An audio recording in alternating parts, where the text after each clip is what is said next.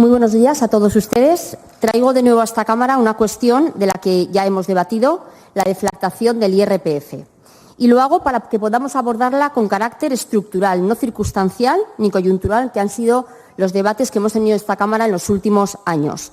Sé cuál va a ser el resultado del debate, pues la proposición nace ya sentenciada, dado que el Gobierno emitió un informe el pasado 19 de junio, un informe de disconformidad, con lo cual entiendo que los grupos, al menos que forman Gobierno, votarán no a esta proposición. En cualquier caso, creo que el debate sigue siendo muy pertinente porque los argumentos recogidos en el informe de disconformidad no son definitivos.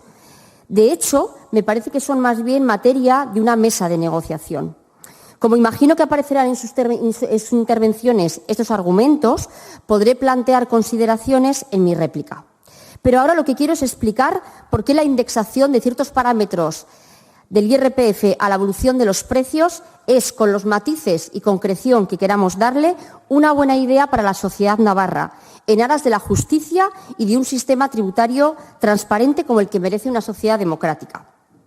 Comenzaré diciéndoles que introducir en la normativa foral la deflactación automática en distintos conceptos del IRPF es de las medidas que pone en el centro a los ciudadanos y ciudadanas navarras. ¿Y por qué les digo esto? Porque significa acabar con una injusticia, la de la progresividad en frío, que luego explicaré. Y porque significa tener con nuestra sociedad un compromiso de largo plazo. Un compromiso de largo plazo en el sentido de que los navarros contribuyan con el pago de sus impuestos al estado del bienestar, pero con mayor seguridad jurídica de que lo harán siempre conforme a su capacidad económica real. Pero es que además lo que defiendo hoy en esta tribuna no corresponde a ninguna ideología política concreta. Tengo el total convencimiento de que estamos debatiendo sobre una cuestión que podría haber planteado cualquier grupo político de los que están hoy representados en este Parlamento. Y les pongo ejemplos, hay muchos. El caso de Austria. Hace un año este país aprobó la deflactación automática del IRPF y lo hizo en manos de un gobierno bipartito con los verdes, ecologista y progresista, y de hecho el presidente de la República pertenece a este partido. O el caso de Canadá, que introdujo hace 24 años este sistema a nivel federal y que en las regiones del país, con gobiernos de distinto color político, lo han ido adoptando también año tras año. Así que sí, estoy convencida de que cualquiera de ustedes podía haber estado defendiendo esta proposición. Y si no, esta una propuesta muy similar, que tal vez difiera de la mía en algunos aspectos, pero que, insisto, podrían ser perfectamente materia de una mesa de negociación.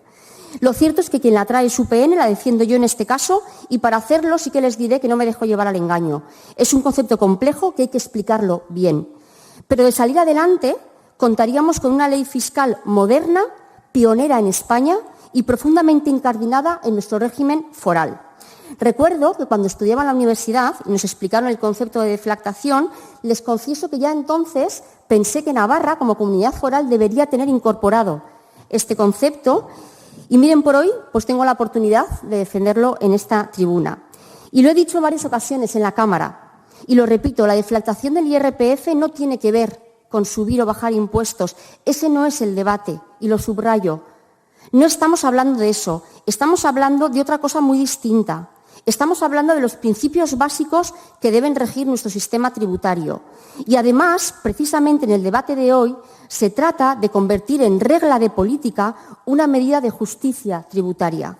Se trata de asegurar, sin discrecionalidad política, que cada navarro y cada navarra contribuya con sus impuestos al sostenimiento del estado del bienestar, insisto, conforme a su verdadera capacidad económica.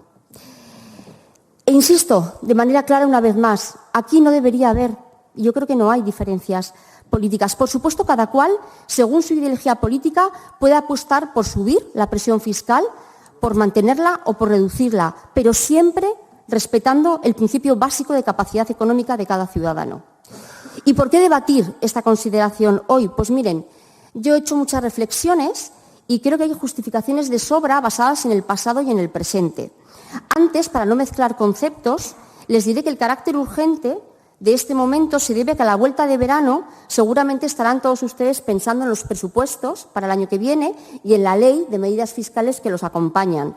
Saben bien que muchas de esas medidas tienen carácter de corto plazo. Yo quería sacar de ese debate una cuestión que me parece una cuestión de carácter estructural. Así que voy con mi argumentación.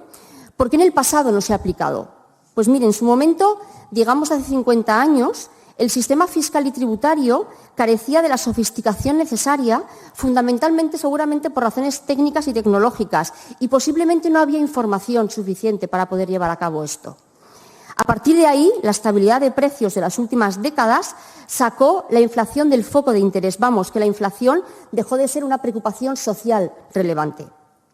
Echando un vistazo a la literatura económica sobre el tema, les diré que después de los años 70 y 80, que ahí sí hubo un episodio de inflación complicado, apenas hay interacción entre el sistema impositivo y la inflación. Por esa misma razón, tampoco se le prestó mucha atención en el diseño del sistema tributario.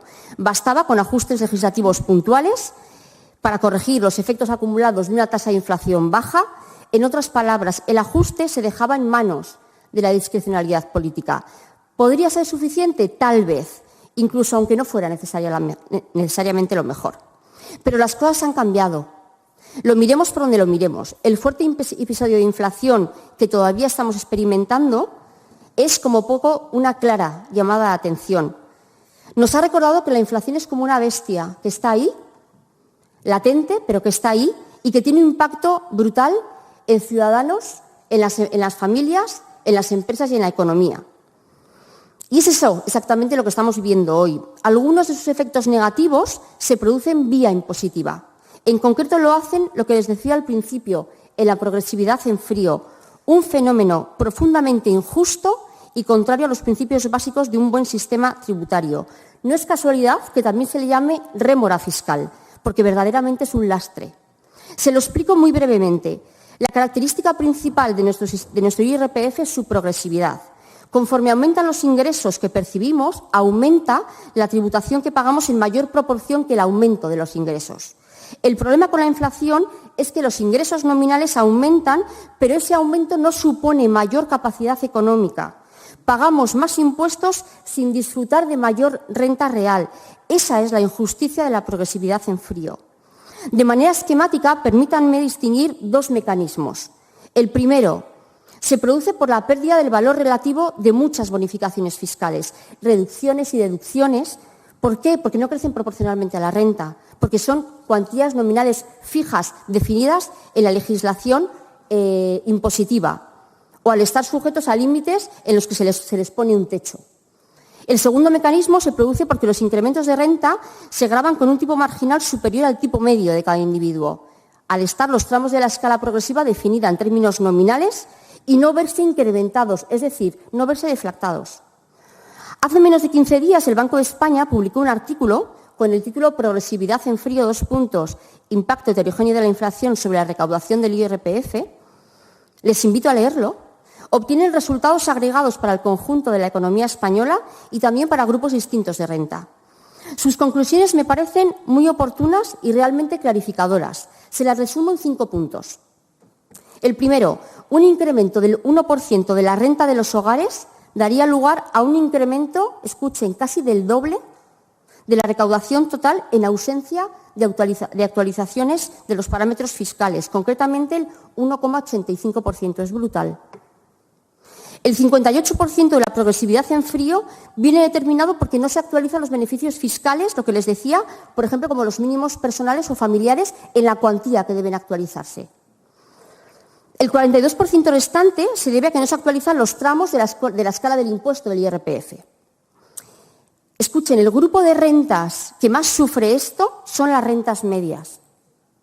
Y entre el 2019 y el 2023 se estima que el incremento de la recaudación del IRPF sobre PIB, que ha pasado en el año 2019 del 6,9 al 2023 del 8,5, en España, por cierto, en Navarra, exactamente igual, el efecto de la progresividad en frío supone aproximadamente la mitad. En Navarra podría rondar en torno a los 271 millones de euros. Insisto, esto es un verdadero problema. La progresividad en frío significa que estamos permitiendo que la inflación aumente la recaudación fiscal sin ajustar las tarifas del IRPF de manera explícita. Esto es un impuesto encubierto. Es un impuesto que lo paga la gente de manera injusta y que no ha venido nunca a aprobarse en esta Cámara. Creo que todos los impuestos deberían tener su proceso legislativo claro y transparente, pero la inflación no lo tiene, la progresividad en frío no lo tiene. Y permitiría un debate abierto y la posibilidad de considerar el impacto de todos los segmentos de la población. Permitiría una planificación fiscal. Seguro que estarán conmigo que es mejor decisiones conscientes sobre política fiscal perfectamente planificadas a los incrementos no planificados derivados de la inflación, por mucho que resulten tentadores en el corto plazo. La deflactación evita distorsiones económicas y promueve una economía más estable. Si se utiliza la inflación para aumentar la recaudación, esto distorsiona porque no está reflejando que la gente tenga mejor capacidad económica. La deflactación también puede contribuir a mayor eficiencia, reduciendo los costes de la inflación. En la medida en que los contribuyentes saben que estamos deflactando, seguramente ni diferirán ingresos ni harán prácticas de elusión fiscal precisamente para contrarrestar la inflación. A la vista de todo lo anterior, creo que ahora es el momento, que no caben excusas. Tenemos la oportunidad de hacer las cosas bien y no solo de una forma puntual o coyuntural, sino con vocación de futuro, de permanencia. Porque debemos dejar la deflactación automática establecida como un mecanismo que garantice y responda al principio tributario básico de que se pagan impuestos según la capacidad económica de cada ciudadano. Me parece además que con la deflactación automática haríamos un ejercicio sanísimo de nuestra autonomía tributaria, que ayudaría a reforzarla y a darle credibilidad y a modernizarla. Digo esto por varias razones. En primer lugar, sin deflactación, el Gobierno de turno se beneficia de una subida impositiva que no responde a cambios deliberados en la política fiscal y que tampoco se produce, insisto, por cauces legislativos oportunos. Se beneficia de una subida que se parece mucho más al resultado de una aproximación ventajista al problema de la inflación. Creo firmemente que la deflactación automática refuerza, por tanto, la integridad de un buen diseño de un sistema fiscal, en este caso el nuestro, el sistema fiscal foral. En segundo lugar, con la deflactación automática aumentaríamos la transparencia de nuestro sistema fiscal. Si se suben o bajan impuestos, los contribuyentes sabrían por qué ocurre y sabrían que no hay que preocuparse de que sea por lo que puede ser un impuesto oculto. Y esto es bueno, es muy bueno, también para la oportuna rendición de cuentas por parte de quien sea responsable de la política fiscal en cada momento. Rendición de cuentas también en defensa de nuestro sistema fiscal foral. Hay más. Con una lógica parecida, podemos decir que la deflactación automática es capaz de dar un mayor grado de estabilidad política al sistema fiscal. Si tenemos deflactación automática, dejan de ser necesarios los ajustes legislativos frecuentes en los parámetros fiscales. Y no solo eso, esos ajustes legislativos discrecionales para corregir los efectos de la inflación dejan de ser un instrumento de marketing, si me permiten la expresión, sujetos a los vientos políticos que soplen en ese momento. Porque las que son medidas sencillamente de equidad fiscal no se pueden anunciar como si fueran dádivas o aguinaldos navideños procedentes de la generosidad de turno de los políticos. Les pongo un ejemplo hipotético y sencillo para aclarar lo que puede ocurrir si la deflactación es automática. Ante una inflación de un 10%, digamos, una deflactación discrecional del 6% del IRPF podría venderse como algo semejante a una bajada de impuestos, cuando en realidad lo que está ocurriendo es que se produciría un incremento de la carga fiscal de los 4 puntos de inflación que no se han ajustado. Que de hecho es lo que ha pasado con las últimas deflactaciones que se han aprobado en esta Cámara. En resumen, con la deflactación automática sacamos del vaivén del ciclo político una medida necesaria y justa, una medida con efectos positivos sobre la equidad, la progresividad y la eficiencia. Me parece, por tanto, que es un ejercicio sano y responsable de nuestra autonomía fiscal. Me parece, asimismo, una gran oportunidad para un compromiso de largo plazo con la sociedad navarra y una defensa de nuestra foralidad. En conclusión, una medida que impacta directamente en el ciudadano, mejorando su capacidad adquisitiva. Y a partir de este momento quedo a la escucha atenta de sus argumentos, tanto de fondo como de detalle, en términos, si quieren decirlo también algunos técnicos, supongo, porque por supuesto que cabe la discrepancia en aspectos como el índice utilizado para la indexación, la inclusión de más conceptos en la deflactación, la frecuencia de las actualizaciones, el impacto en las cuentas públicas y cualquier otra consideración que deseen hacer. Nada más y muchas gracias.